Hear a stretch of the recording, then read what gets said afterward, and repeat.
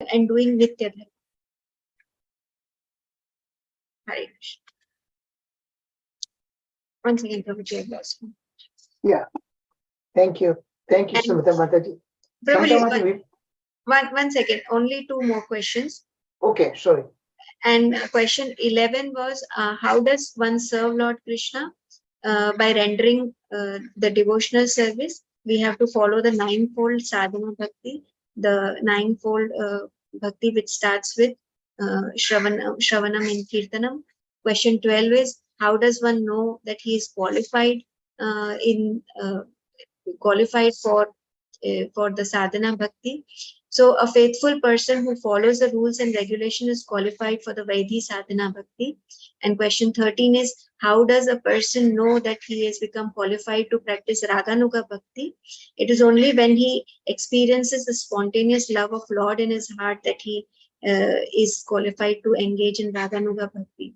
So in this way, Lahiri Mahashaya asked so many all these important questions to Vaishnav Das Babaji, and then he very humbly requests him to give him the holy name, and this is how Vaishnav Das Babaji, after explaining him the great truth, also gives him the initiation. So this was lesson 6, and now today we will be doing lesson 7. Over to you, Prabhuji. Hare Krishna.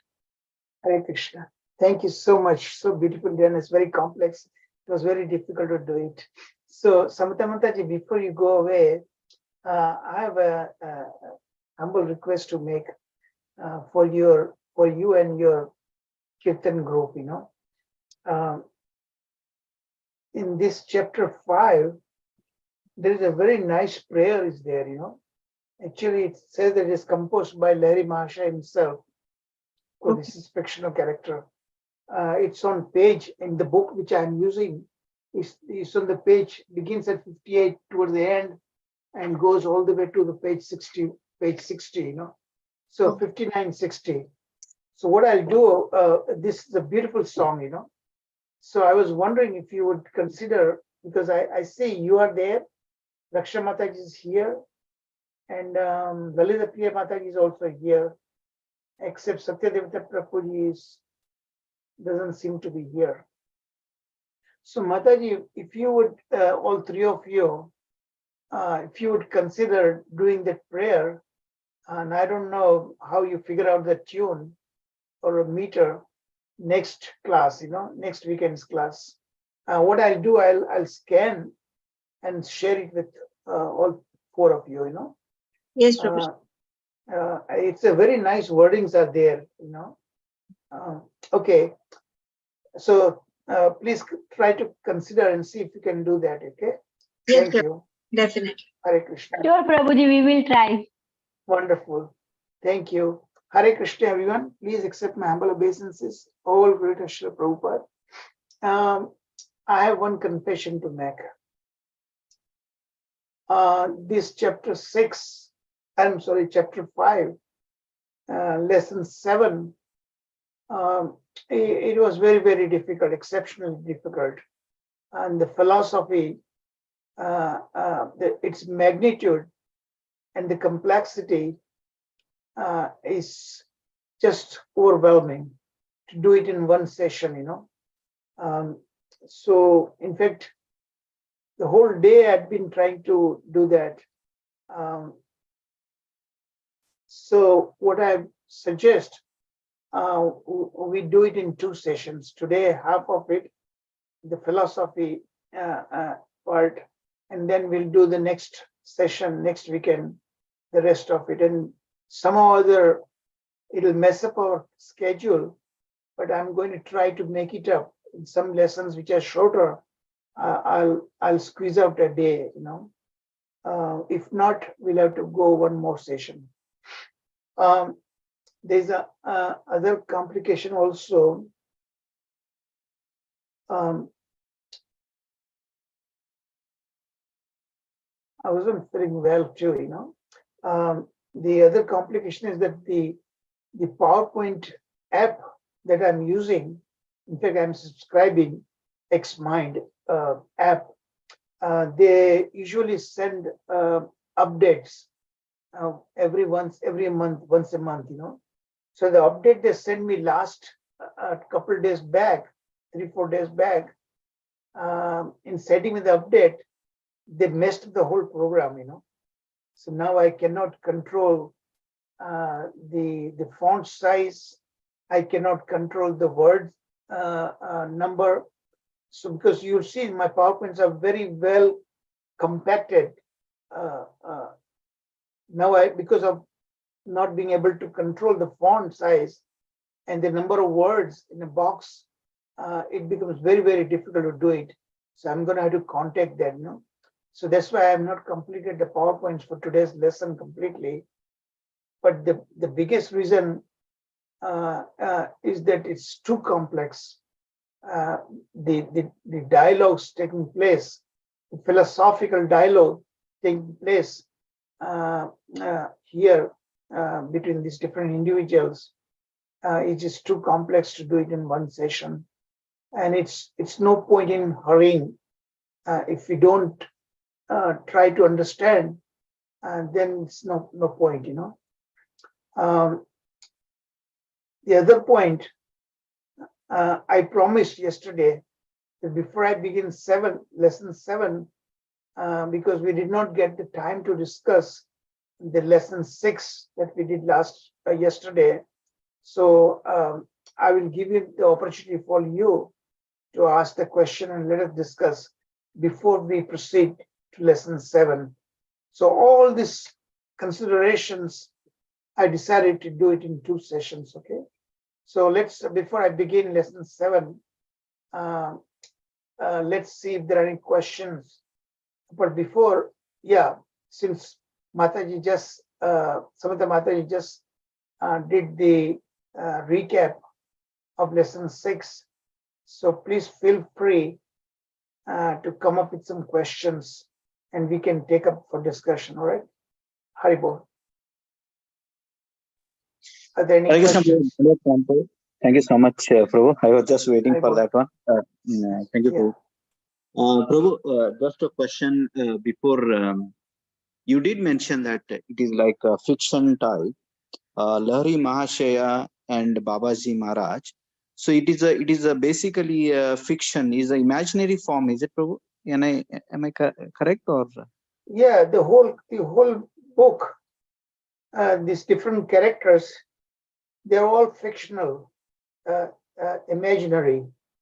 But through that medium, Srila Bhaktivinoda Thakur figured out a very smart way to present the entire philosophy. If he had just given like that, it would have been too dry. So that's why he created these characters to introduce this philosophy. So yes, it is fictional. It's in a novel format, and that's why it's very, very descriptive.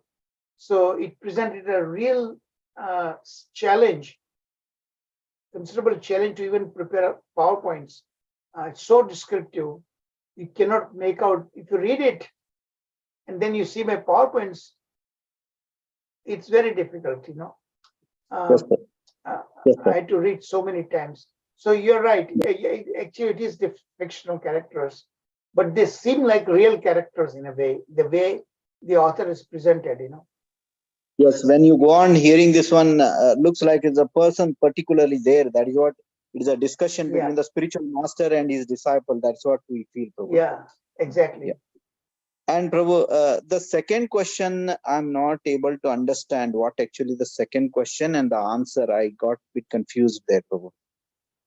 The second question of that out of 13 questions. Let's see. Let me see.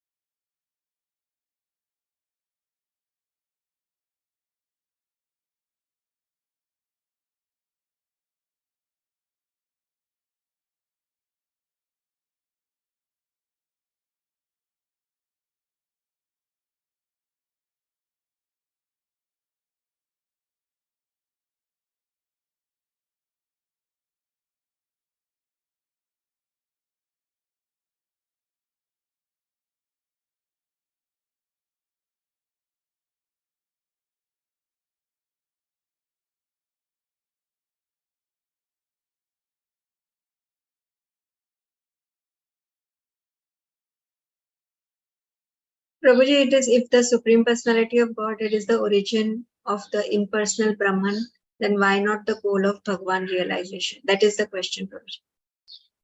Yeah.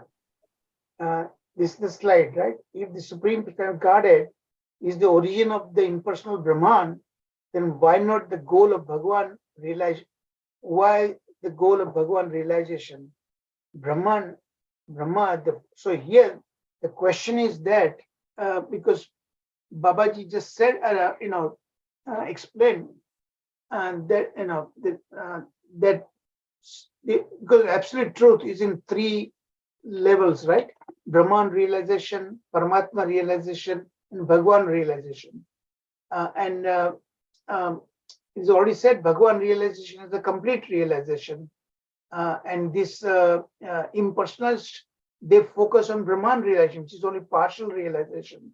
So the rhetorical question, that is the counter question putting forward back, that if the Supreme Personal Godhead, which is Bhagavan, is the origin of Brahman, okay, impersonal Brahman, then why, what is the goal of Bhagavan realization if we don't focus on Brahman itself, But the point here is that the Bhagavan realization itself, if you realize the Bhagavan directly, then automatically that includes Brahman and Paramatma both. But if you focus only on Brahman, then you don't get the other aspects of it, Paramatma realization and Bhagavan. That is why the impersonalists have no idea what is the pleasure in serving devotional service to Bhagavan, because they just focus on Brahman, which has no qualities, no form. Okay, so there's the point. So you able to follow that? What I'm saying that? Yes, bro. Yes, bro. Yes, bro. It's like you have a whole house. Okay, the real estate agent is trying to sell you the house. The potential buyer, and she takes in the living room and says, "This is it." But the whole house, the buyer must see it before he decides to make before he makes a final decision. If he's not able to see the different bedrooms, restrooms and so on like that, how is he going to able to make decision if the seller, the agent, real estate agent, is showing only the living room? So that's just a partial of the entire house. From that, the potential buyer cannot decide what the whole house would look like. So the real estate focus is only on the living room, it's just partial. So that's the point. And the real estate is telling the whole house he or she wants to sell, but he or she is not showing him, the potential buyer, the entire house. Is showing only one particular living room, just living room only. So here also, because Bhavan said that the whole Bhagavan realization is complete realization, but the impersonalist only focus on Brahman.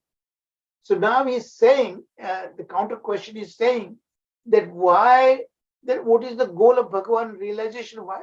Then if the Supreme Personal Godhead is the origin of Brahman itself, okay, and the impersonalists are wrong, just focusing on a partial aspect of it. They have no idea what is the attributes of the Bhagavan full realization of it. That's the point. Did you get it now? It makes sense, bro. Because we can also say that is the Bhagavan is fully not manifested in the Brahman realization. It's a partially manifested. Yeah. So it is not a ultimate goal of the life. Okay. So they have no idea what is the great ecstatic feeling to serve Bhagavan, who has a beautiful form and wonderful transcendental attributes. This impersonalists have no way of knowing that. If they insist on just focusing only on Brahman, which is just partial. Okay. So that was the idea. Thank you so much. Yes. It makes clear, Prabhu. Thank you so much. Hare Krishna. Okay. Any other questions, comments before? Hare Krishna Prabhuji, Dandavat Pranam. Yes, Radha So Vinod Prabhuji, Prabhu. yeah, just follow-up question with what Prabhuji was asking. The case is also made. It is not some places said it's not that they don't want to understand impersonalists basically. They don't want to accept Krishna's personal form for whatever reason. Whatever reason could be there. It is a very difficult to say that it's a partial because they believe this is it. And even if they know, somebody tells them Krishna has got a still higher, like in localized Paramatma and Bhagwan. These people are not interested because they have their own ego. They said, how come Krishna is only God and why not me? If that is the dilemma for them, so the knowledge doesn't help, Prabhuji. Is that correct assessment? Yeah, correct. Yeah, they have no way what they're missing. Yes. What they're missing, because, and if you really focus on entire Bhagwan realization, so automatically you already get Brahman realization. What is Brahman and Paramatma? Already you get it from that. If you see the completeness, that's the idea. Any other points, questions? Yeah, Prabhuji, I have one question, maybe before I leave. So the question 8, it said that 3 eternities, basically Paramatma or Lord is eternal, Maya is eternal, Jiva is eternal. But in that, the question is that in Maya says that question 8, it is what you call Maya is soul's prison. Soul's prison.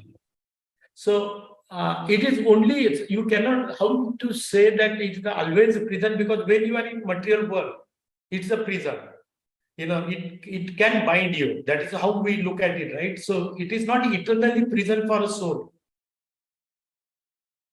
I'm not able to understand what you're saying. So Prabhuji, question can you, because I see your picture is a tiny picture. Can you just come up, why it's not showing up full? Then I can relate to you when I see your face. Yeah, so Prabhuji, I'm going to the question 8. What is the? What is the question? Yeah, question 8 says, the point is, as long as the soul is in Maya, he is in prison. That's what the point, rather, Prabhu.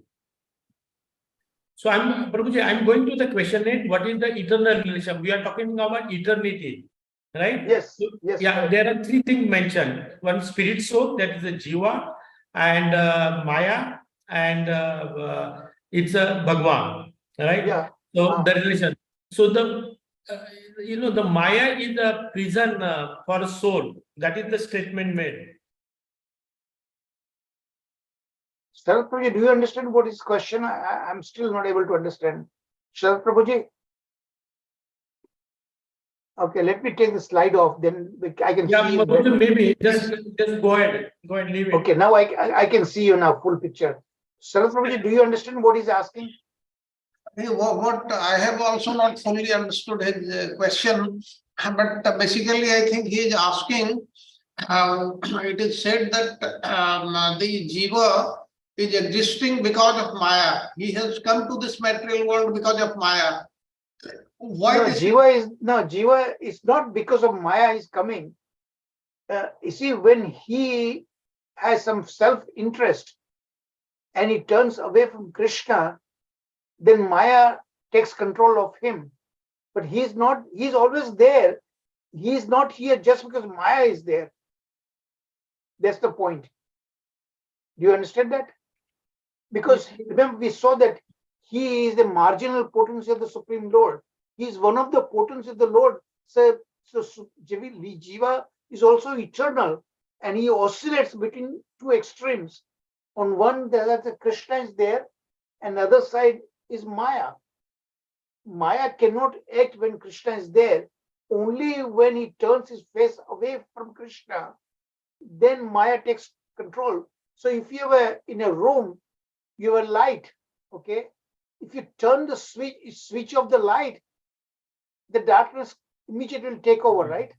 But when you switch on the light back on, the darkness cannot exist. So Maya cannot function when the Jiva invokes Krishna. That's the point. Okay, So Prabhu. it's not just because Maya is there, then only Jiva exists. Okay. Okay, Prabhu. Thank you. It's only in material existence, when Jiva is in material existence, then Maya takes control of that Jiva. Right? Okay, So Prabhu. these are philosophical points are not that complex, but the one which we are going to be doing this lesson 7 is much more complex, much more complex. Okay, any other points, question before I take up lesson 7? We'll do only Hare partial Krishna. today. Hare Krishna, Bhaiji. Yes, Bahanji. Yes, Samta Mataji. Go on. No, you Mataji, you carry on.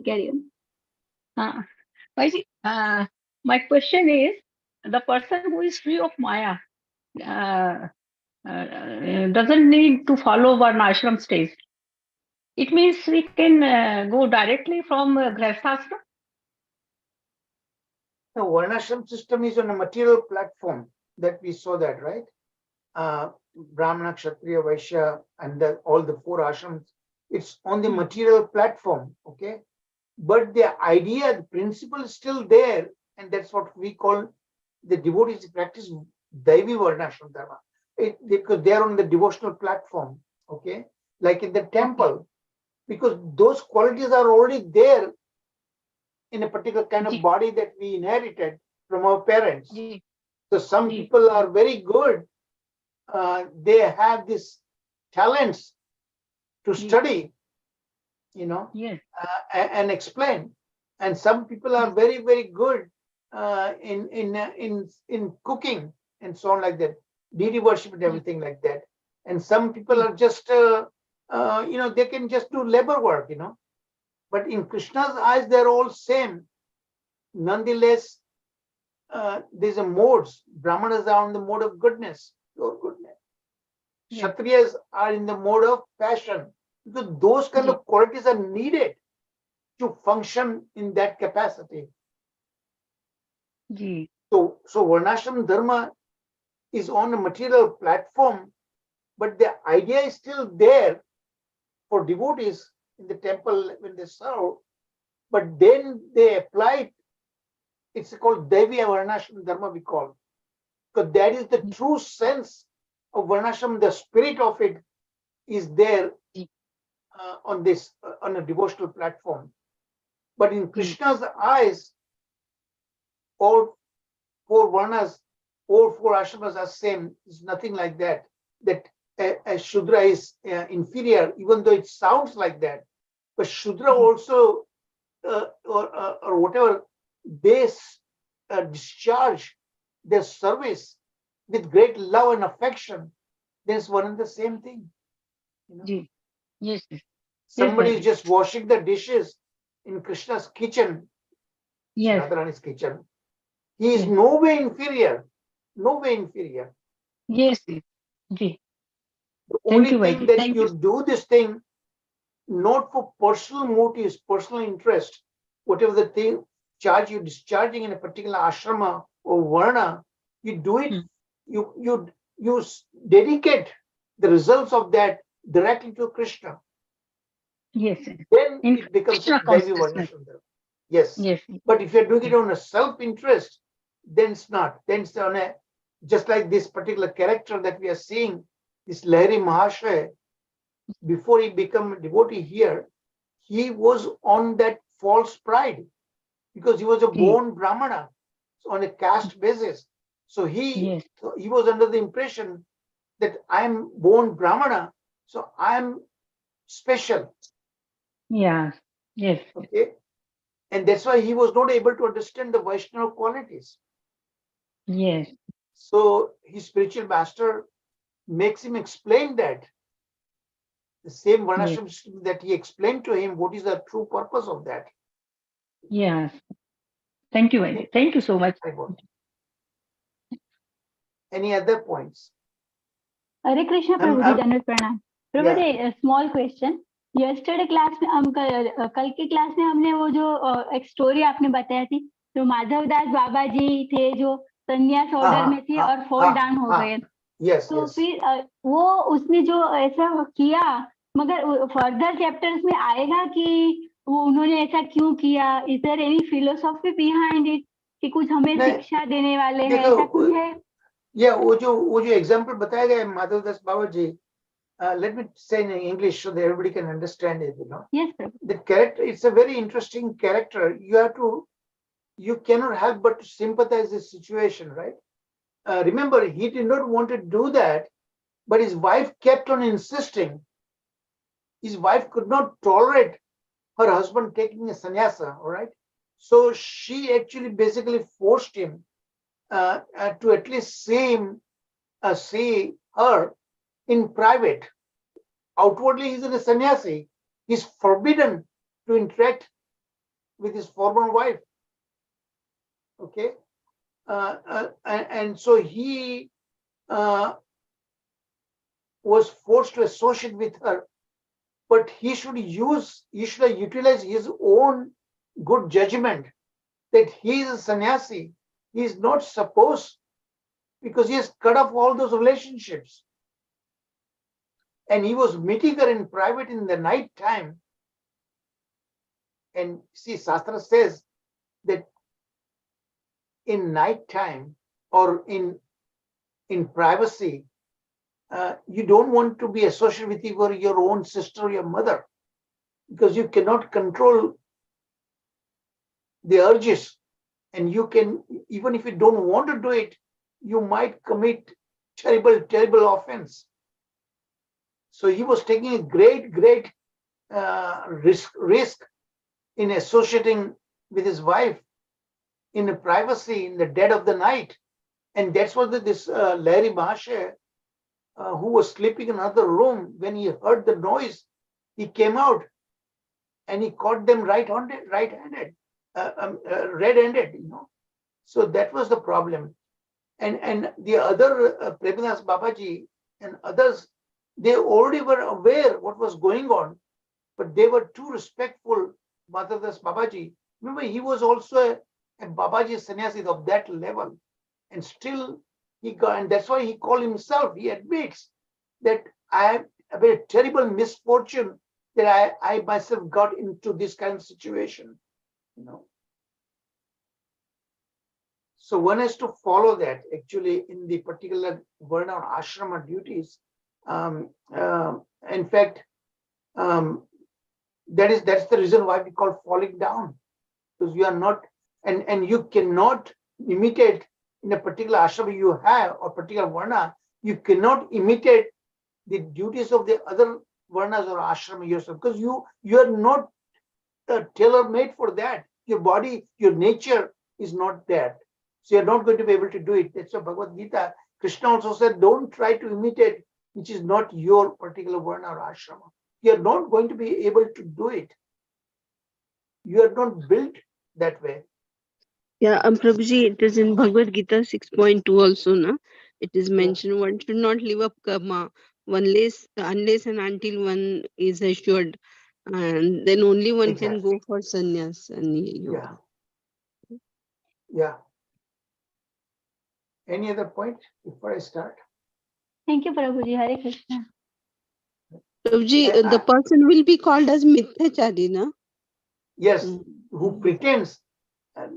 Krishna says in Bhagavad Gita, Mithyachari was one who outwardly he wears this saffron dresses of sannyasi, having a danda and everything, but privately if he's doing that, his mind is even not exactly he's doing physically, but if his mind is dwelling, then also it's not correct. You know, that's why it's called pretend. Mithyachari is that the mind is going all around that. So one is to be very humble and pray to the Lord. Sometimes, you know, Krishna really understands. His devotee really wants to serve him, but of the previous conceptions of previous life, he's unable to do it perfectly. So Krishna will understand that. But you have to be really plain and you have to pray to the Lord. Lord, please, you are Rishikesha. I cannot control my senses and my mind, but you are Rishikesha. So you take full charge of my senses and the mind. In that kind of mood, in that kind of consciousness, if you serve, because that in entire Krishna consciousness, all is required is sincerity. Krishna doesn't expect you to be perfect. As long as we have this material body, none of us are perfect. None of us. So we have to be sincere, but we should not act like that. We should not pretend like that. That's the idea.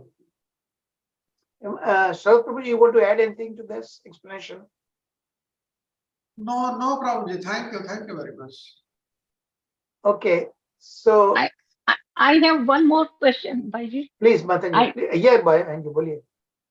If the chanting of Gayatri Mantra done on Bhakti path is called Nitya Karma, right? It is called Nitya Karma. Actually, the two way you're looking at it, it is a spiritual activity, of course, definitely. But then in today's lesson, again, we are going to revisit the Gayatri issue. So hold on to it, okay? Hold on to it. If my question is not complete, if it is done in the path of material body, even then it is called Nitya Karma? Yeah, the bhakti process is also done in a material body, right? The devotional service we render, it's also with this material body, material senses, the mind. They are all material, but the activity we are doing on a spiritual platform. On Bhakti path. That is the Bhakti path. Yes. So that is also done by our material senses. But Krishna accepts our service. Now, the deity service, remember, that is also made of material elements, right? A rock, jewel, so many different ways you make a deity. But then we make this what we call prana pratishtha, right? So Krishna will directly appear in that, even in this material form, and he will accept our services. But devotee, when he worships the deity, even if it is made of rock, okay, or mitti, he does not see that thing. What he sees, directly try to see Krishna in it. He may not be able to advance enough to see Krishna spiritual form, but mentally he knows that deity is Krishna. He does not see that it's made of rock or anything like that. Okay. Yes, very nice example. So sometimes when you go to temple, actually when you visit your temple, particular temple you visit all the time. I've been visiting this Potomac temple for last now 40 years. So sometimes I see in that murti of Krishna deity, sometimes it's very happy mood I see, sometimes it's not that happy, that as if something is not. You can begin to feel that, in that deity. Yes, it happens. It happens many times. Exactly, yeah. And the deity is exactly same, right? But you see the different moods. When you interact with the deity, you see the different mood right there. Yes. Thank you, Vaidhi. Thank you so much. Very nicely explained. Thank you. So let's begin, okay, today's lesson. And remember, I'm just going to take you to the halfway only.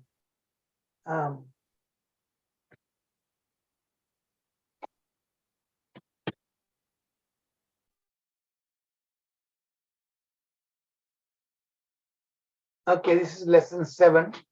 Everybody's with me now? Hey, Bo? Yes, Prabhuji, but we can't see your screen, Prabhuji. Oh, you cannot see the screen? Oh, I'm sorry, I forgot to share.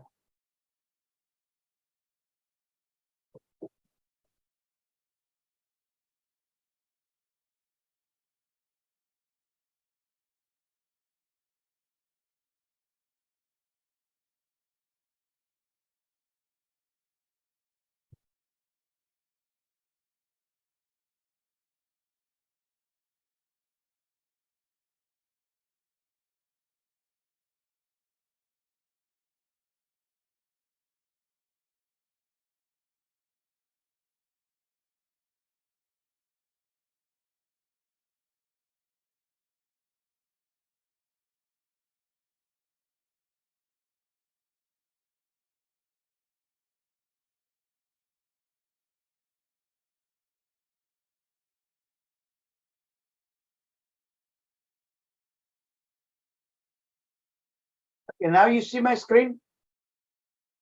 Yes, Yes, Prabhuji. Prabhuji. Yes, Yes, Yes, Prabhuji. yes, Prabhuji.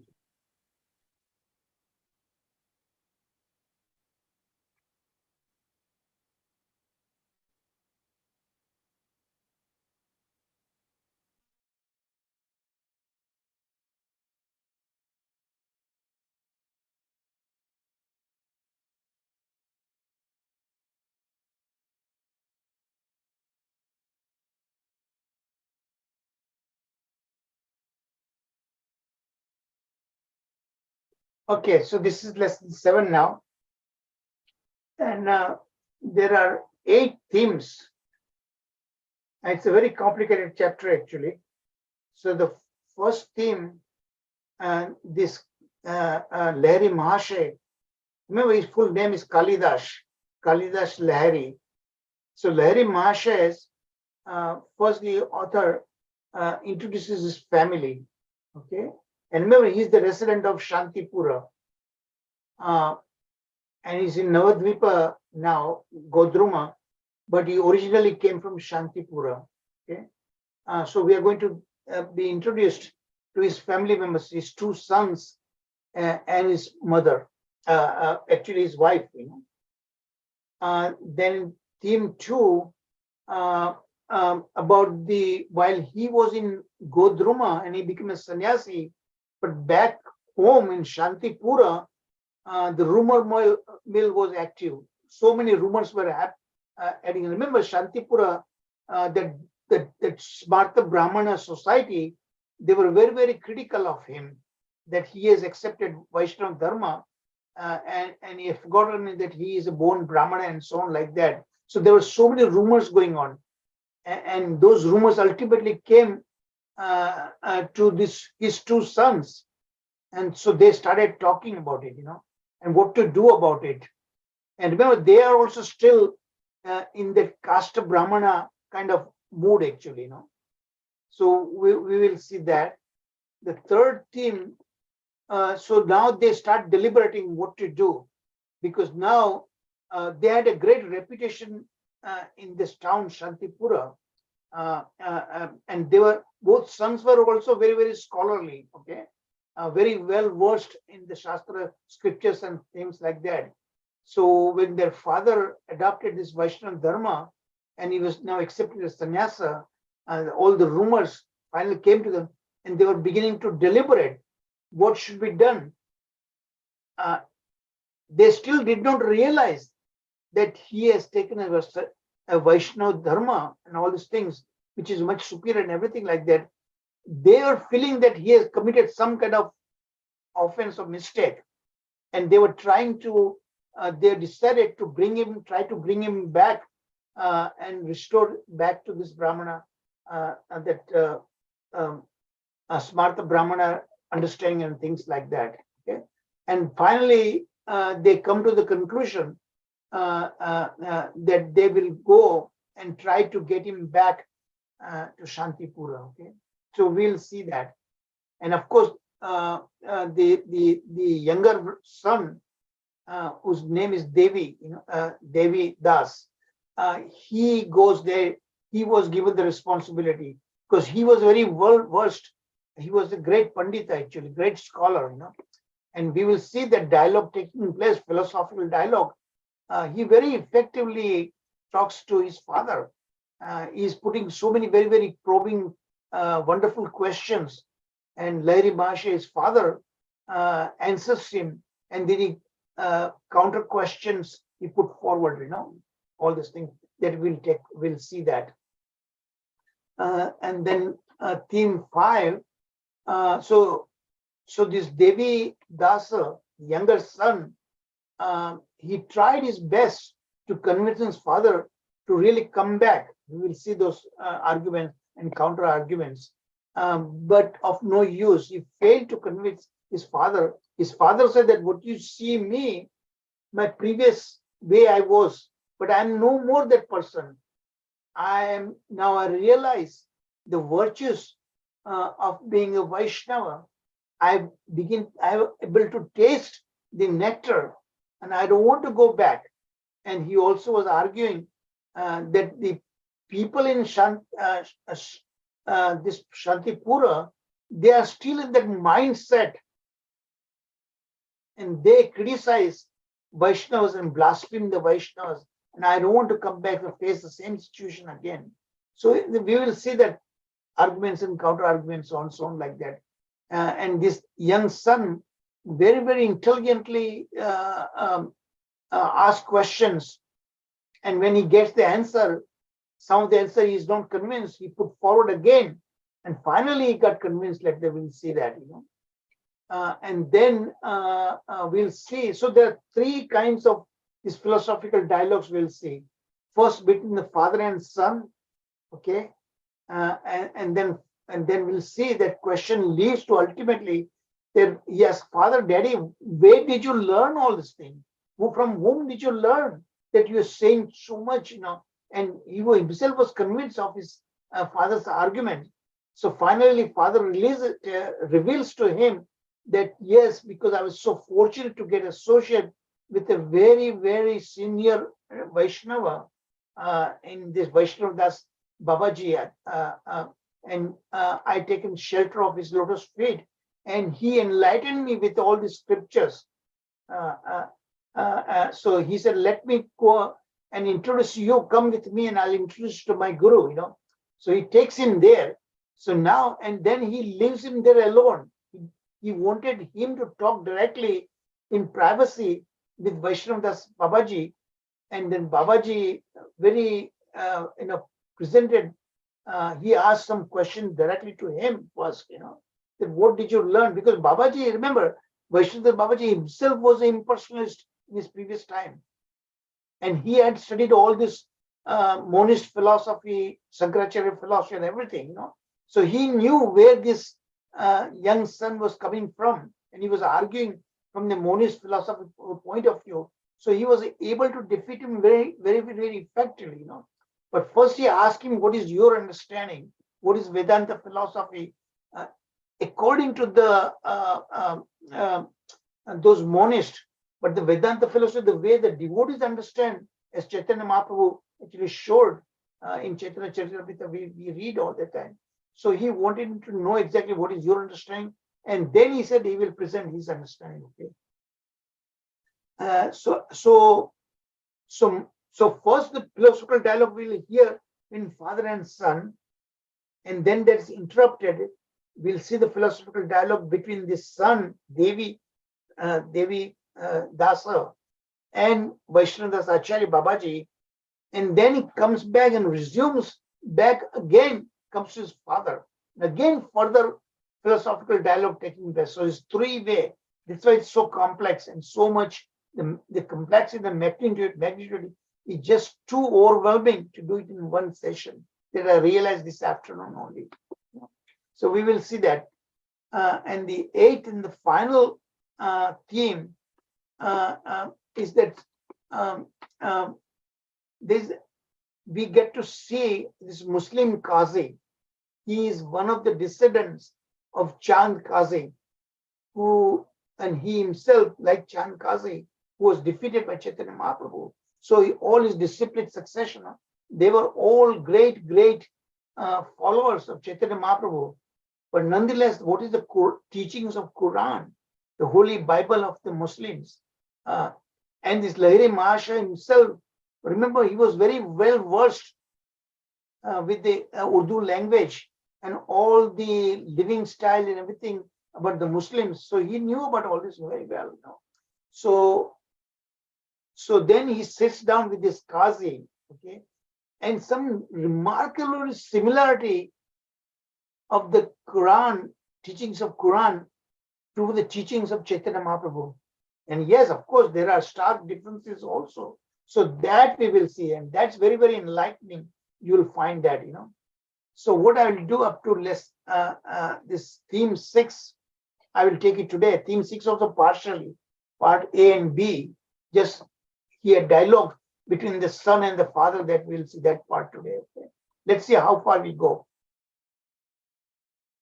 So normally I take question at the end, right? But because of the complexity, all of you, I give you full freedom to interrupt me. If you don't follow something, interrupt me, and I'll try to explain that. Okay. While the slide is on. Okay. Now this Kalidas, the first theme, lesson 7.1.1 means the one theme 1, and I also given the page number. So first we are going to be introduced to Lahiri Mahashaya's family, his 2 sons, what is their background, his wife, that we'll get to see. Okay. So his 2 sons were very, very famous scholars. They had their own great reputation in Shantipura village. Okay. Well versed, and Brahmanas are supposed to be well versed in all the scriptures, but those scriptures are actually by Shankaracharya. Okay. And greatly honored, especially the young son, Devi Ratna. In fact, he was honored by giving a particular title, and the title we'll see in a moment.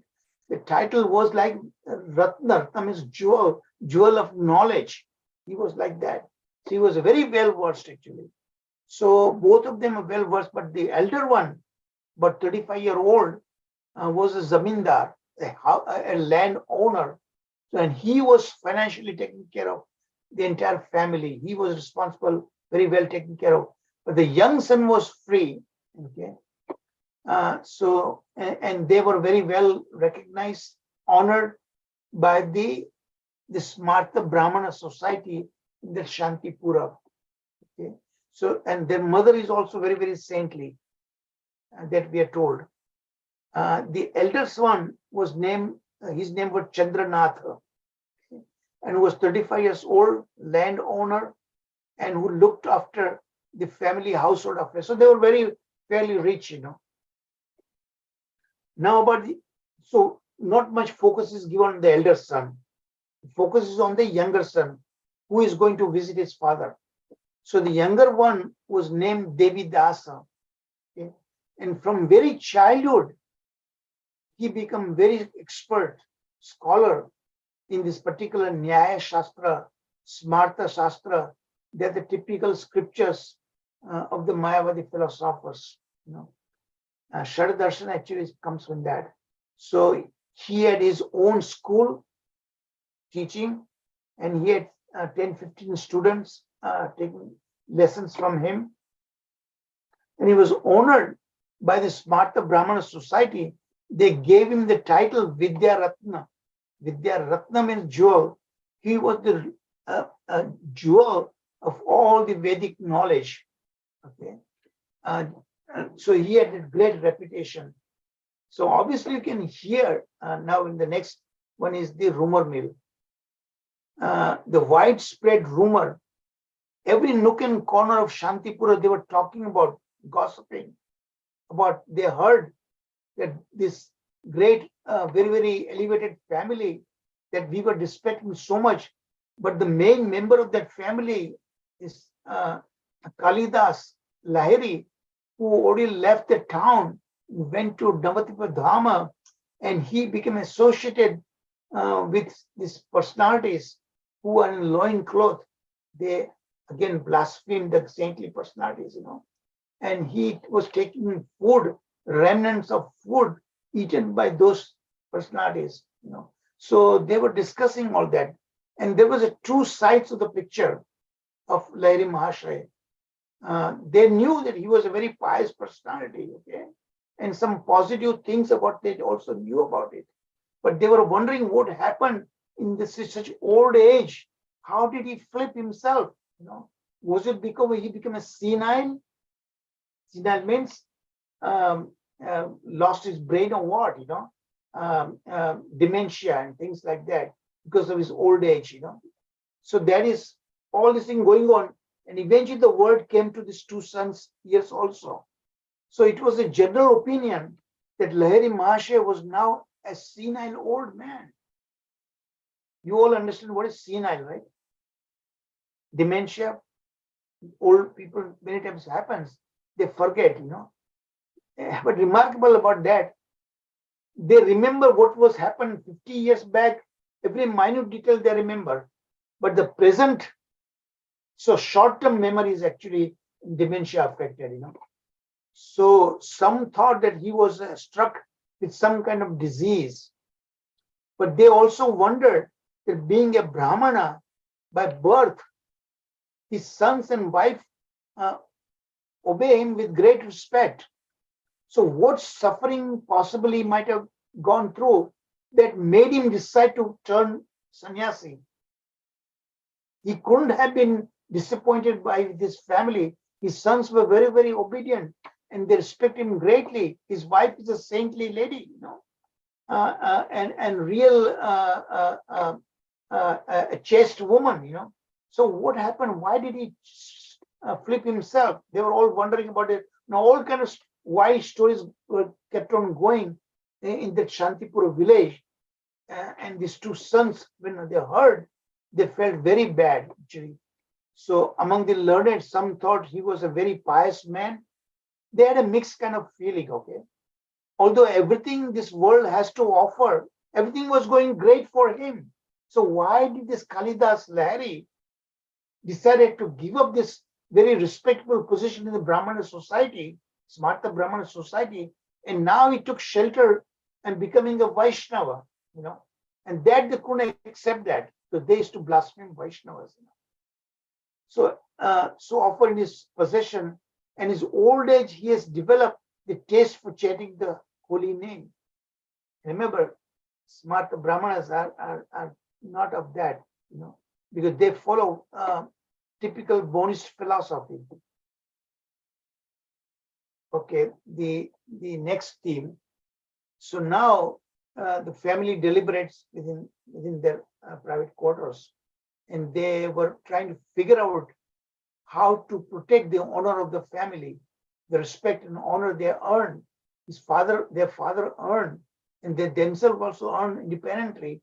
How to restore that damaged, defiled reputation. So having heard the rumor mill all around this Shantipura, every nook and corner people were gossiping about it, Along with their saintly mother, the two sons began deliberating carefully what they ought to be doing to protect the family honor that their father defiled it. So their mother began wondering about her husband's health. She thought maybe she's not doing well physically. So the sons assured her, no, nothing was wrong physically. As far as what they learned, they heard about it. His father was doing fine physically. Okay? So she suggested, why don't you bring him back then? So the young son assures his mother, this Devidas, that father's health is fine, but if they don't bring him home, the family reputation will be ruined, completely ruined, But the mother recalled hearing how her husband is also so fortunate as the Vaishnavas honor him. The wife already heard about it. And the other part of the gossiping, remember the gossiping was a mixed kind. Some were glorifying Lahari Mahasaya, some were criticizing him. But he heard that he has developed the taste for chanting the holy name. So that she liked it, because she herself was a very chaste and saintly lady, So she's wondering what to do, So finally suggest to her sons, please go there and bring him back, okay? So since their father eats remnants left by men who were loin clothes, Devi, this young son, he expressed his opinion that he has defiled their exalted family honor. Okay, so it was going on within the family what to do. So finally they settled that this the elder son was of course too busy, to take care of the land and everything, to take care of financial needs of the family and everything. So young son, it was settled that he would go to Godruma and convince the father to come back and restore that honor and respect, So now this young son, he had a cousin, maternal cousin, named Shambhunath. And Shambhunath was very, very kind of liked by Lahiri Mahasaya.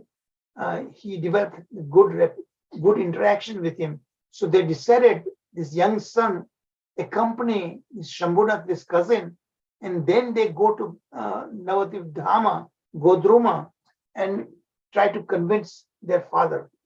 So the next thing now. So now next morning they start. Let's take a short break here.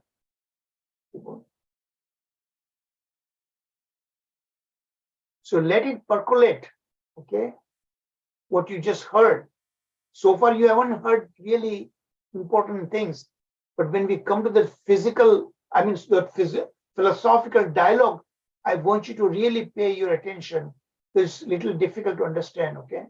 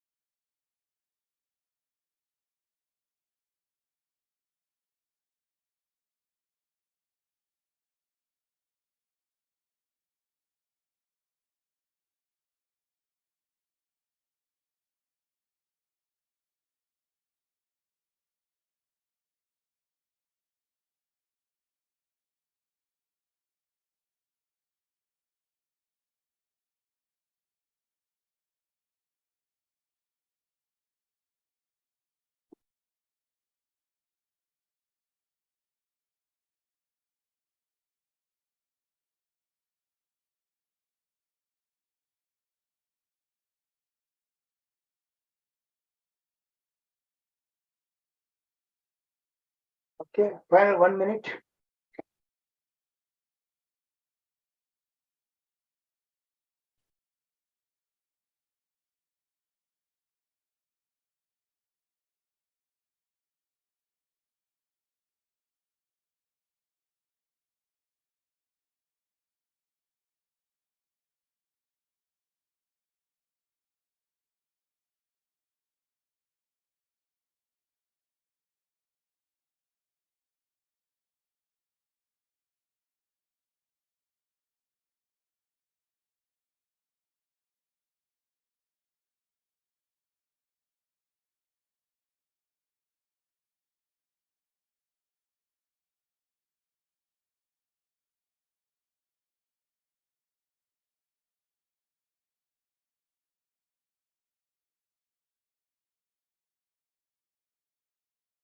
Okay.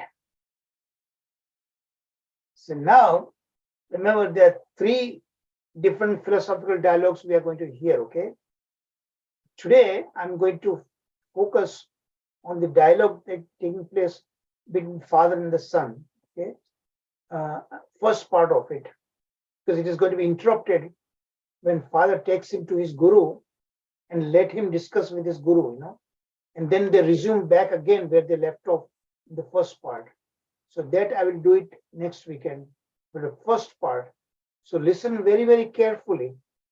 The questions being asked and the intelligence behind that, the questions being asked, okay?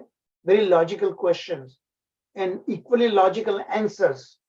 But then the counter questions develops, and that also the son asked. So son was a very scholarly personality, okay, himself. But his personality, his scholarly talent was limited to the impersonalist understanding. The Vaishnava understanding, he had a lot of doubts and negative thoughts about it, and how his father, Lahiri Mahashaya, removes those doubts.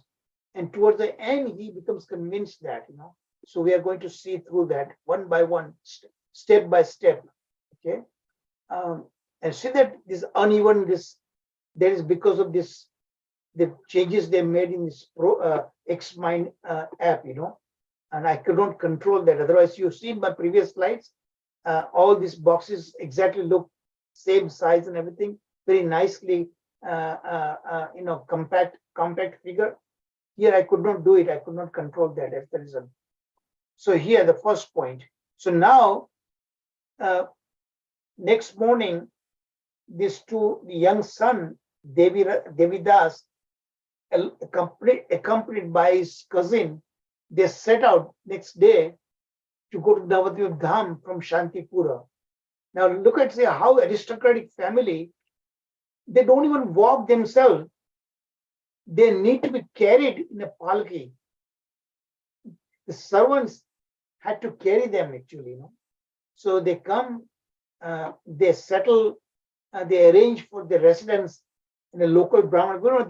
They are typical strict Brahmana. They don't eat in anybody else's house. They would eat only in a Brahmana home only, So they arrange all these things. So next morning he reaches there and now go and find his father. And father was actively engaged at that early morning, chanting the holy name. Very peacefully was chanting with full focus and concentration. So Devi found his father chanting the holy name on his tulsi beads, okay? And his limbs, typical these 12 Vaishnava marks are there. He was completely full-fledged, he had become full-fledged Vaishnava. From where he was, what he was, now with a fully convinced Vaishnava. And now he's going to even defeat the arguments of his son also. Very, very scholarly personality. As soon as the father saw the son, obviously, understandably, he was very well surprised, obviously, Oh, what are you doing here? Is everything okay at home? Please tell me, So this pleasantry was exchanged. And inquired everything was okay. The son said, don't worry, father, everything's okay. So father also asked, where are you staying? I can arrange a room for you in this cottage. So son said, no, don't worry about daddy. Father, we already have a place fixed for that, okay? So right at that moment, the voices came from Premadas Babaji's cottage, okay? Very ecstatically, they were dancing, loudly singing, playing mridanga, kartala, and everything was going on. So Vaishnadas Acharya, the Babaji, came to Lahiri Mahashaya and said, what is going on? Let's find out, some special function is there. What? So at that moment, the sound of the Lord's holy, so this is the Samata Mataji, Raksha Mataji. This song is being sung at that point, very nice lyrics are there, but I'm out of time, so I'm not going to repeat, but I'm going to scan it and send it to you and see if you can figure it out. Lalita Mataji particularly, if you can sing it in a particular nice tune, okay? The wordings are really exquisite, so beautiful. I was so amazed. Such beautiful words are there on this page 50. Prabhuji, one thing, actually this song is from Prarthana by Narottam Das Thakur. Oh, really? I didn't know that. But I thought Yes, this is a fictional character. This is a fictional character. This is a fictional character. But many of the things they are actual also. They may resemble some personalities, but here it is a completely fictional character. This is a novel format. That is what we are being given, that kind of understanding. So this kirtan was going on, all right, and they all decided to go and participate in that kirtana. So Vaishnavdas Babaji took Lahiri Mahasaya and also took this young son and his cousin to that kirtan. So Lahiri Mahasaya was not really convinced because of, so now the questions take part, the discussion start taking place, dialogue taking place, start taking place, right? Because this Devi Dasa was looking for an opportunity. So that particular day, he did not get the opportunity because everybody went there to Kirtana and it was too late in the evening. So father suggested, why don't you come next day morning? So next day morning, early morning when he came, he got an opportunity to find his father in a privacy. Then he asked a question about that, why, what is going on? Please come back with us. You have these eternal duties. And your eternal duty, the son is telling father, okay, Lahiri Mahasaya, that your eternal duty, you are a Brahmana. Brahmana have eternal duty to chant Gayatri mantra and all this that you are neglecting. So please come back, So Lahiri Mahasaya tells him that those you think that are eternal, they are not eternal duties. So we are going to revisit Gayatri mantra chanting. So Lahiri Mahasaya was not really convinced because of several reasons. When son put a case that better you come back, people are gossiping about you, Said, no, I don't want to come there because I've taken a vow, I will not come back. Said, people there in Shantipura are first of all atheist and delight in criticizing others. They blaspheme the Vaishnavas particularly. And that's what Smarta Brahmana, they are like that, even today in India. All they care is fine garments, pompous words, very flowery words they use, Veda the sing and all this thing, and blasphemy and blaspheming all the Vaishnavas. That's why that's not the position for me to stay there.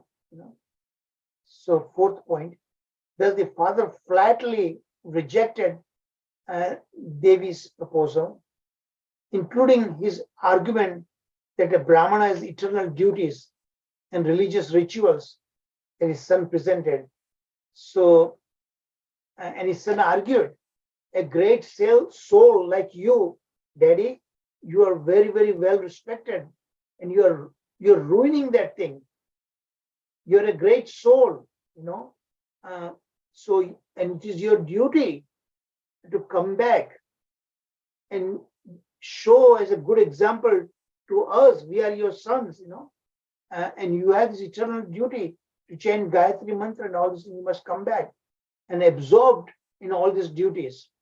So now father corrects that particular, he begins correcting that very point. Why the typical Brahmana rituals and duties are not eternal, they are temporary, and they are Namitika Dharma, not Nitya Dharma. So that we will begin now, okay? So I'm going to focus on this slide and then I'll stop and take your questions. We'll continue next weekend. There are 3 parts to this philosophical dialogue.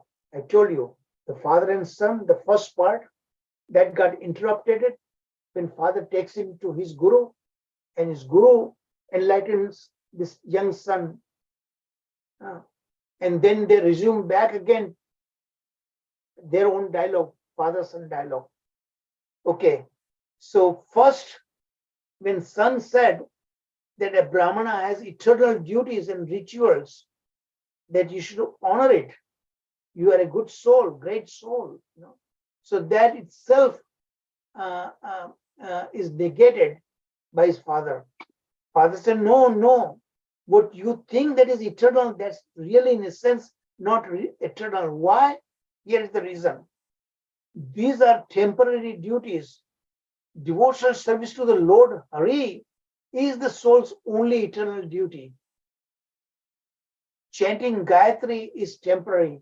Somebody asked me that question, Raksha Mataji, I think, right? Or Benji has asked that question. The Gayatri mantra is actually temporary because how we look at it, Gayatri itself is spiritual, right? But the Brahmanas chant Gayatri mantra from a different perspective, in a different consciousness, then it does not become eternal duty. Okay? Because Brahmana itself, position itself is temporary. Only in a Brahminical way, they think it's their duty to chant Gayatri mantra. And that is wrong. And that's why it makes it, because the motive is different, that we are going to see very shortly. The motive and the consciousness is different. The motive is material nature, and we will see how it is material. So the son is asking back, look at this intelligence. Isn't chanting Gayatri the worship of the Lord Hari? Same question that Mataji, that the Benji was saying. That Gayatri is again spiritual because it is for the glorification of the Lord Hari. Chanting Gayatri, I think for you, lot of you, many of you may not be aware, actually Gayatri mantra has different parts in it. What typically most people know what is Gayatri mantra, Om Bhurgava Swaha Tat Savitur. I'm not going to repeat that. That is actually Brahma Gayatri. Okay. So that is the part we are talking about. So the son is arguing back, counter arguing. Isn't Gayatri the worship of Lord Hari? Won't that it would be an eternal duty? How is chanting Gayatri different from your Vaidhi Bhakti? See, very intelligently asking. And look at the equally intelligent answer. The father is saying, chanting, so Benji, listen very carefully. Chanting Gayatri and other, these are called part of Karma Kanda. And Brahmanas do it in that spirit. Because their objective, what is their objective? The chanting Gayatri will cure me from these various diseases. And I will become, it's a pious credit I will get. But that is material piety. So everything is on a material platform. And the second aspect is this, it's all impersonal realization from that point of view. So he's going to point out that. So, so Benji, आप ध्यान से सुनिए, okay? Yes, Vaidhi, yes. Because son said exactly the argument you said. The Gayatri isn't chanting for Lord Hari's glorification. In a way it is, yes, on a spiritual platform if you take it. But the Brahmana, the Smarta Brahmana who chant Gayatri, they don't do it from that perspective or that consciousness. Their motive is material. So chanting Gayatri is a part of Karma Kanda activities. Just like you see, they do it this Satyanarayana Puja, right? And Satyanarayana Puja, of course, the worshipping is Lord Vishnu. So it is great, right? But why and how they perform Karma Satyanarayana Puja if you visit? And the Brahmana, the Karma Kandi Brahmanas, they reside, priests, whenever they are expecting that, by doing that, our wish is to get a son or get a promotion or getting a big profit in our business. So all material objectives from that point of view, they organize Satyanarayana Puja. So Satyanarayana Puja is all spiritual, but the motive is wrong. So Gayatri Mantra, that Brahmana, Smarta Brahmanas chant, is purely that it's a pious activity and I will get material benefits. That's what they think. Yes. So that's why it's Karma Kanda. Sorry. It's a Karma Kanda activity. Yes, now different from, so it's obviously different from Vaidhi Bhakti. Vaidhi Bhakti, the person is practicing, still not perfect, but nonetheless, his motive is to develop, ultimately reach to Prema Bhakti stage. His goal is very clear in his mind. Okay, he has no selfish motive whatsoever. When a student, a newly initiated devotee, performs his Vaidhi Sadhana Bhakti, Navada Bhakti, his motive is very clear. It's all spiritual. So the sharp difference is there. So, and the father brings about that point very clearly to the son. So this is because the objective is impersonal liberation. The Smarta Brahmanas, their goal, they're on a Jnana platform, their goal is to merge their ultimate success. They gauge it that ultimately we are going to become one with the Brahman, impersonal Brahman. That's their goal. So impersonal liberation, because they are fed up with this material existence, that's what they see. If I do these pious activities, and later on we'll hear that they do worship the 5 kinds of gods actually. Surya, Ganesh, including Lord Vishnu, as part of a demigod, like that they do it initially.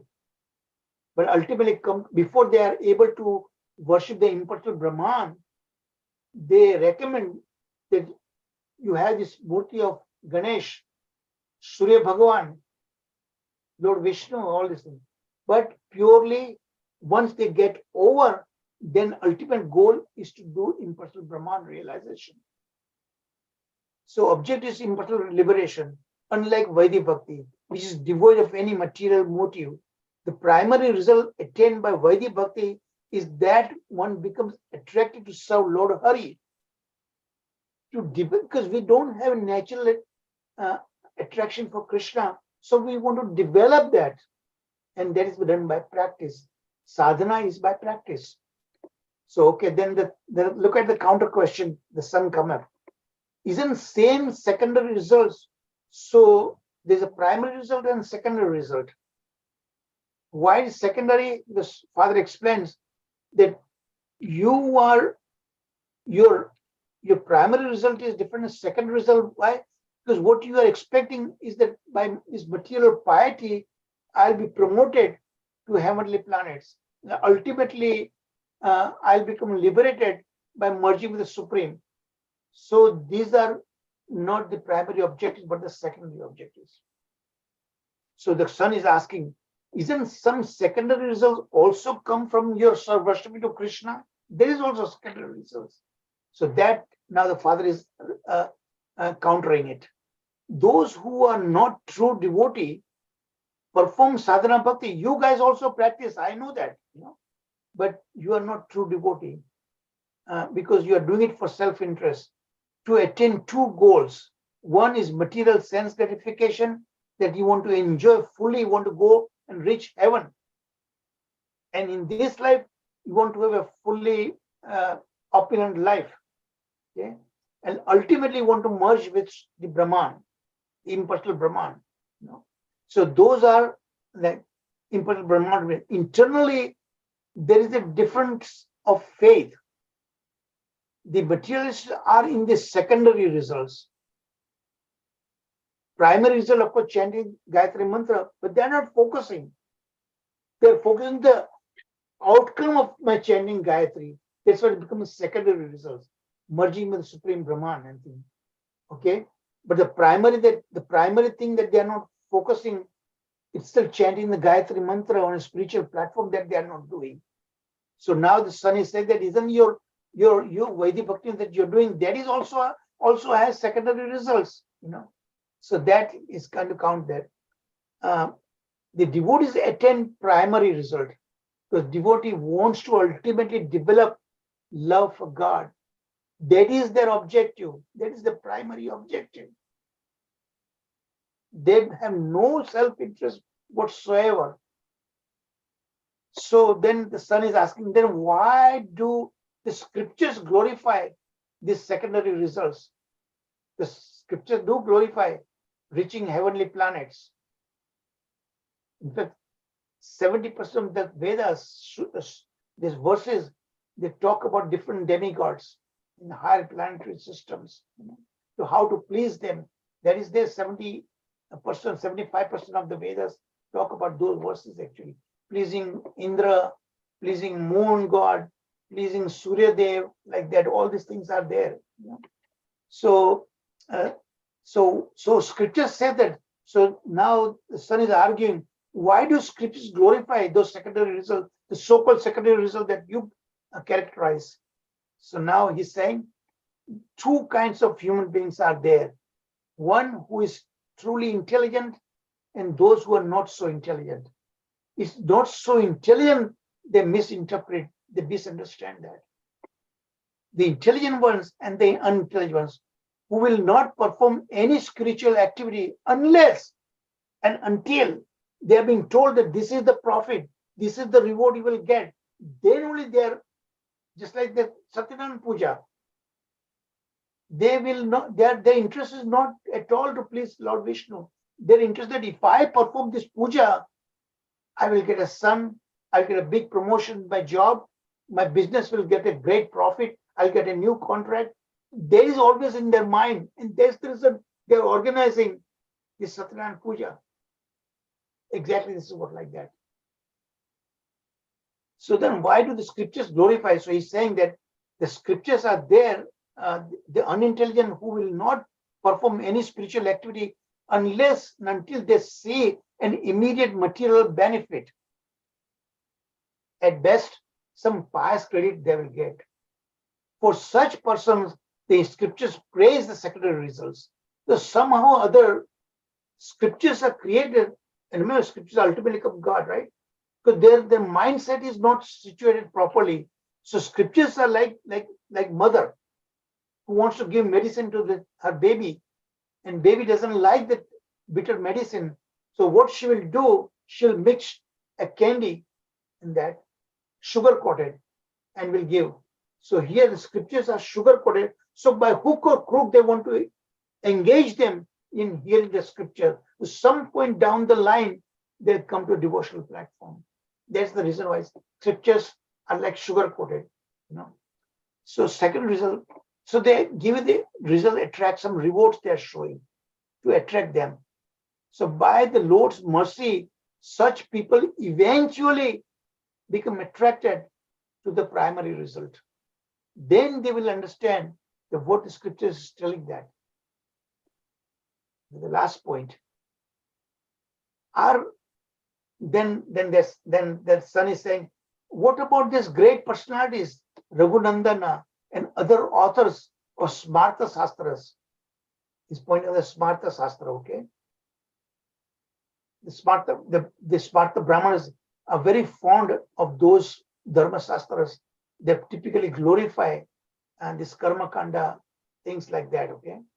So Father is saying, no, they themselves seek actually those scriptures that those authors they are citing, they themselves are pretty much elevated themselves. They know what is the primary result and what is the virtue of the primary result, but they are showing secondary result to attract them to come to that. The only secondary results they attract this kind of low intelligent people. So we continue, okay, next week. Haribol. Already taken so much time. We'll continue next weekend. Okay, so far, did you try to understand what I have just presented? Focus only on this philosophical dialogue, the preliminary part of it. Ben जी, आप समझ पाए जरा? जी, nicely. Very. Yes, भाई जी. Yes, very nicely explained by you. Very nicely. बहुत अच्छे से समझ आ गया आप तो वो. हरे कृष्णा प्रभु जी. हरे कृष्ण प्रभु जी. मुझे ये भागवतम का श्लोक याद आ गया. अतः पुंबे द्विज श्रेष्ठ वर्णाश्रम विभागश स्वनिष्ठितस्य धर्मस्य संसिद्धि हरितोषणम. हम वर्णाश्रम धर्म में रह के भी हमें हरितोषणम के लिए ही कार्य करना है. Exactly. So those unintelligent persons, to attract them to come to that platform, the sugar-coated things are there, because only they will be attracted only when something is there to benefit. What is in it for me?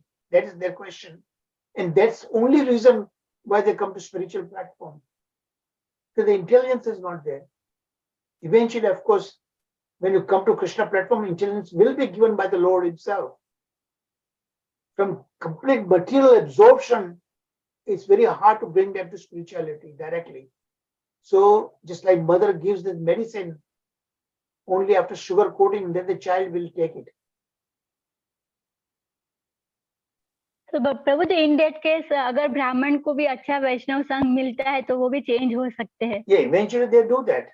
Yes, Just Prabhu. like look at Lahiri Mahashi's example. He was a smart Brahman. Remember when he came first, that's how he put the question. And he quoted Dharma, the Smarta Sastras. That this is where they said this and so like that. That Brahmanas are best, the superior class. Then why do you think Vaishnavas are superior? What is the difference? The same man, look at how he turned 180. Now he himself is arguing to his son, who was in the same situation that he himself was there.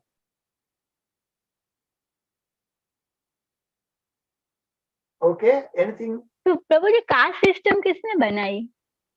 Well, caste system बनाई तो भगवान ने. कहते हैं ना कि चातुर्वर्ण्यम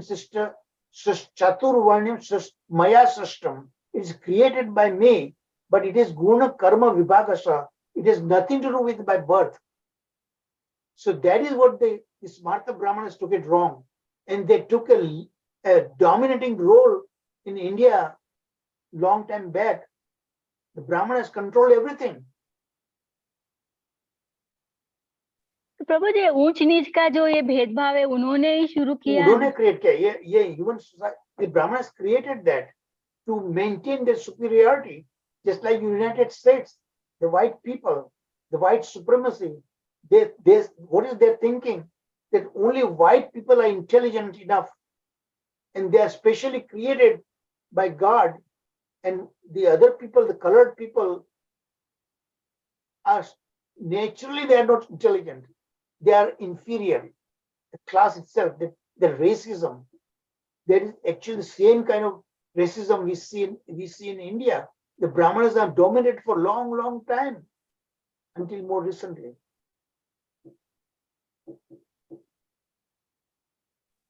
तो प्रभु जी इसके लिए सब जो रियल नॉलेज है वो छुप गया. Exactly. That's why it's devotee's duty to enlighten people, to understand, make people understand.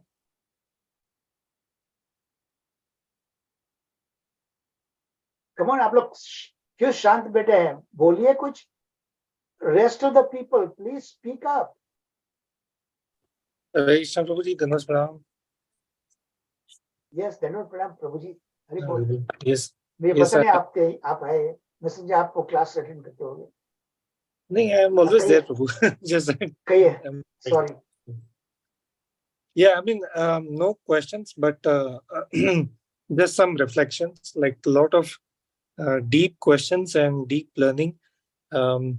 What is different here is the way and the structure, how the questions are being asked, and we are getting, like, in a way, there's nothing I find which you are not taught us from Srimad Bhagavatam or Chaitanya Charitamrita.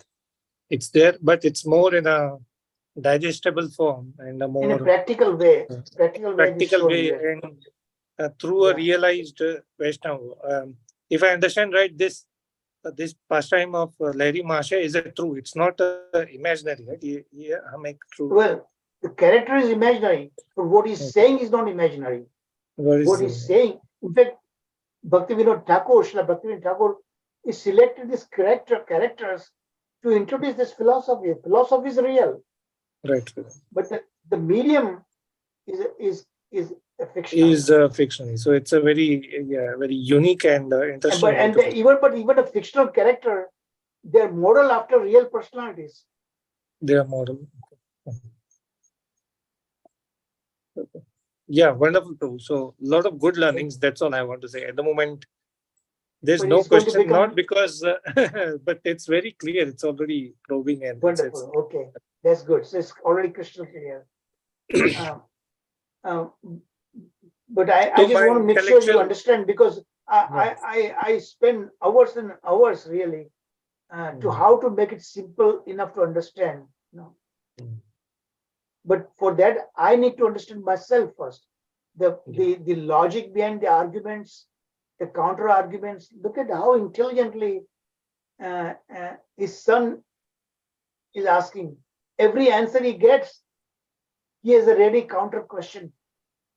Yes. And father again finally convinces him beyond doubt, beyond the shadow of doubt, reasonable doubt.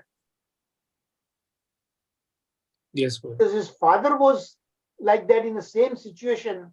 How this Vaishnav Das Babaji completely changed him.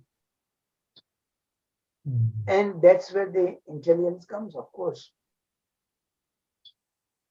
Radha Vinod Prabhu, आप कुछ कहेंगे? Yeah, Prabhuji, it's a, as Prabhuji was mentioning, it's a so deep philosophically and how progressively he is working, because many of us, let me tell you, I am also there for last 2021. So some of the lingering questions, as you mentioned right in the beginning, these questions will get clarified, and this is what we are seeing, Prabhuji. Thank you. Thank you. Thank you for taking your time and, guiding us through this difficult, questions to get all the doubts clear so that really we move forward. Because a lot of in this book, so much we are going to learn. So much we are going to learn, Incredible depth of knowledge is there in this Jaiva Dharma. All these different courses that we went through, that everything is being presented right in one particular book. Sharad Prabhu, I'm sorry, we're already out of time, but please spend about 5 minutes. Thank you, Prabhuji. What Raksha Mataji was asking, why Lord Krishna created this caste system? Actually, Krishna never created this caste system. Chaturvarna Maya system, that Varna, the translation is not caste. Caste is already told to us. It has been created by the Brahmanas to suit them. What was suggested or what was created by Lord Krishna, which is given in the Bhagavad Gita, that is as per one's what is his temperament. As per his temperament, one can become a Brahmana, or he can be a Kshatriya, or a Vaishya and Sudra. And in that system, in the Vedic system, nobody was inferior. Actually, if you see, if you analyze, I'll say, as for me, the best was Sudra only.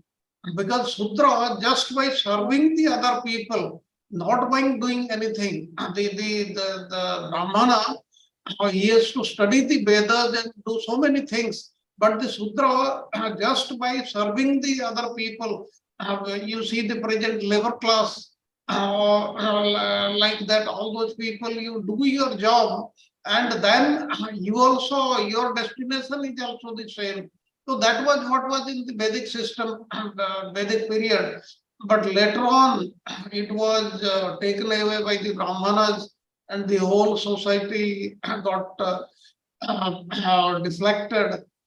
And this mentality is there in almost everything. Many of the things, like you see, I will talk of India only, like in the various services.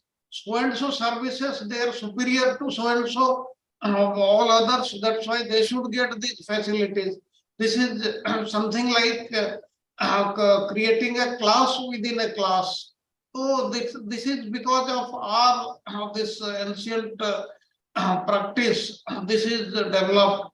And like Prabhuji was explaining, in the other countries also, there are similar things. But we have to remember there has to be a hierarchy.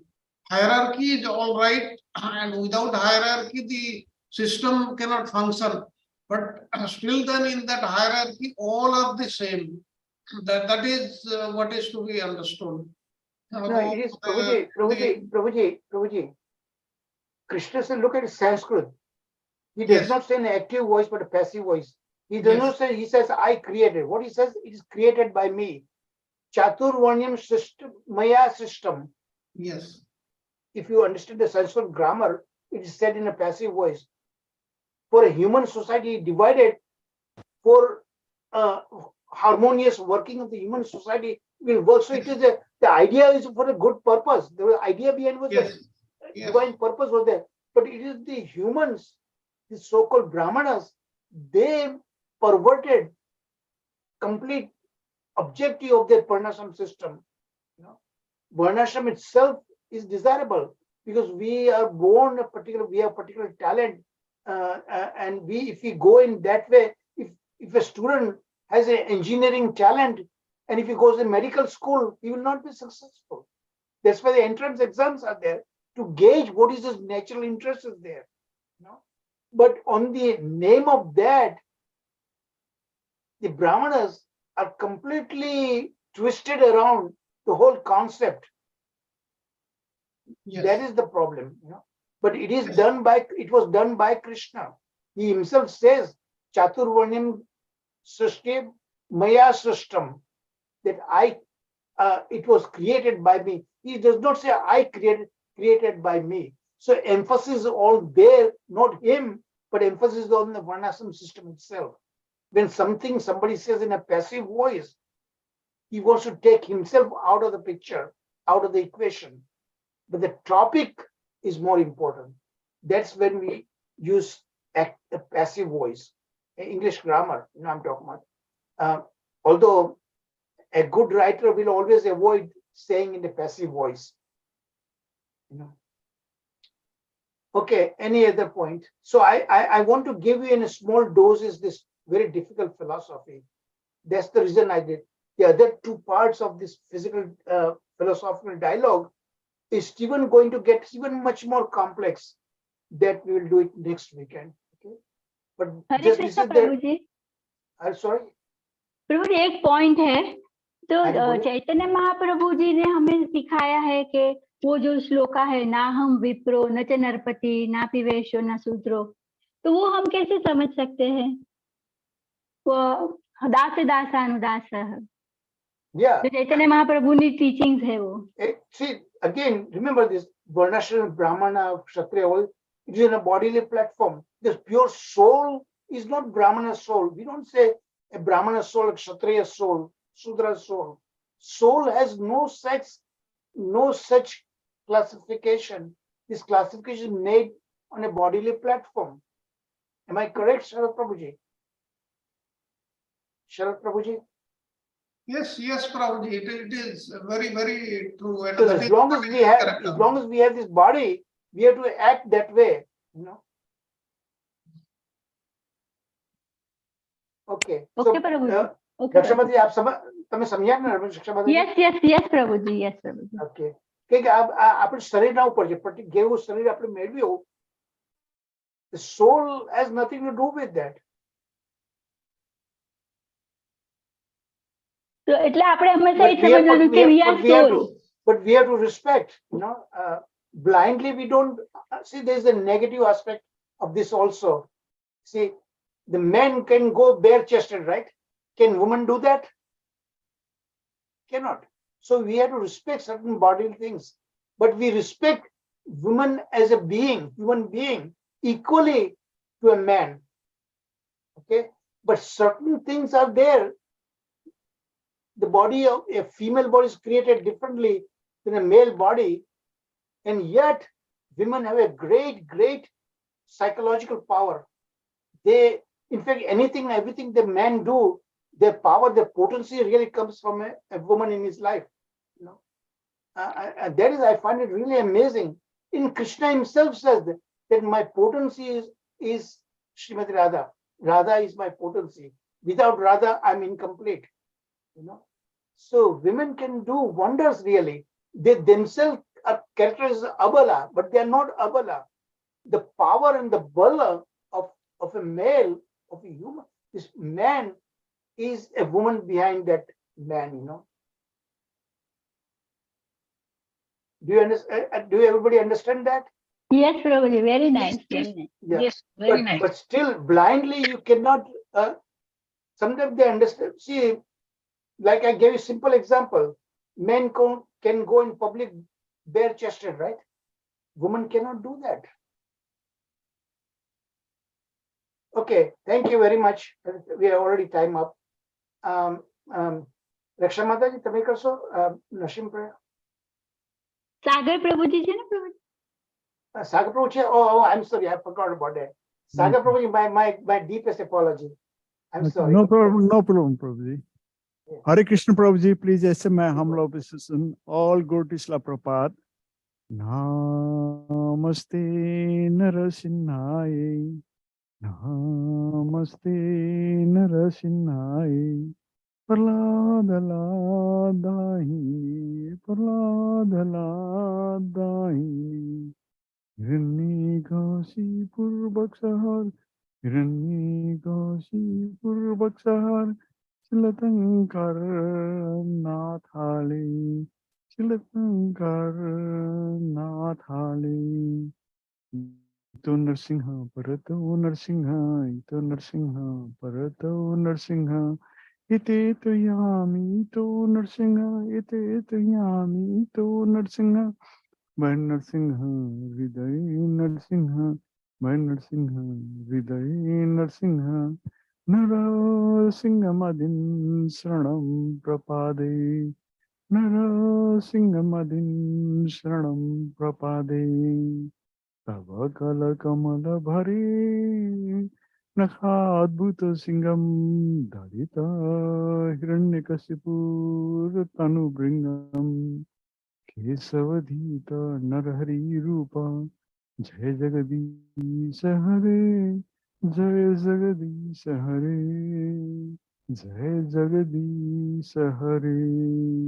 Tava Kala Kamala Bhare. Nakha Singam Dharita Hiranyakasipur Tanu Bringam. Kesavadhita Narhari Rupa. Jai Jagadish Hare. Jai Jagadish Hare. Jai Jagadish Hare.